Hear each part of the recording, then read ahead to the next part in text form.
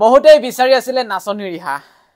এয়া চাওক এতিয়া লৈ আহিছো আপোনালোকৰ বাবে নাচনী ৰিহা খুবেই বেছি সুন্দৰ অলপ ওচৰৰ পৰা দেখাই দিয়া ভালদৰে তেতিয়াহে গম পাব কোনখন ভাল লাগিব বা কোনখন পছন্দ কৰিব তেতিয়া ভালদৰে চাব পাৰিব এয়া চাওক যিখনে পছন্দ লাগে সেইখনে স্ক্ৰিনশ্বট মাৰিব আৰু আমাৰ সৈতে কন্টেক্ট কৰিব ইয়াতে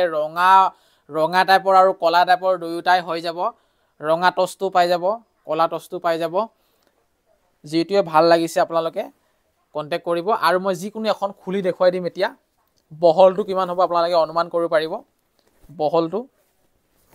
এইখন চাওক বহলটো ইমান হ'ব এয়া চাওক প্ৰায় 2 ফুটতকৈ অলপ বেছি হ'ব বহলটো আৰু দীঘলটো মই উঠি দেখুৱাই দিওঁ দীঘলটো বহুত দীঘল আছে আৰু বহুত ধুনীয়া কোৱালিটি নাচনী ৰিহা কেখনৰ পাতল নহয় আজিকালিতো মাৰ্কেটত বহুত কম দামতো নাচনী ৰিহা পাই যায় কিন্তু কম দামত পালে কি হ'ব তেনেকে কোৱালিটিও নাথাকে কিন্তু এইবোৰ চাওক খুবেই বেছি সুন্দৰ আৰু দীঘলটো ইমান হ'ব চাওক ইয়াত দুখন এনেকে আছে মই ভাঁজ কৰি দিছোঁ মোতকৈ ওখ আছে এয়া চাওক আৰু ওচৰৰ পৰা অলপ কোৱালিটিটো মই দেখুৱাই দিওঁ এইডোখৰত চাওকচোন কিমান ধুনীয়াকৈ ডাঠকৈ বোৱা আছে চাদৰ এখন বহুত বেছি ধুনীয়া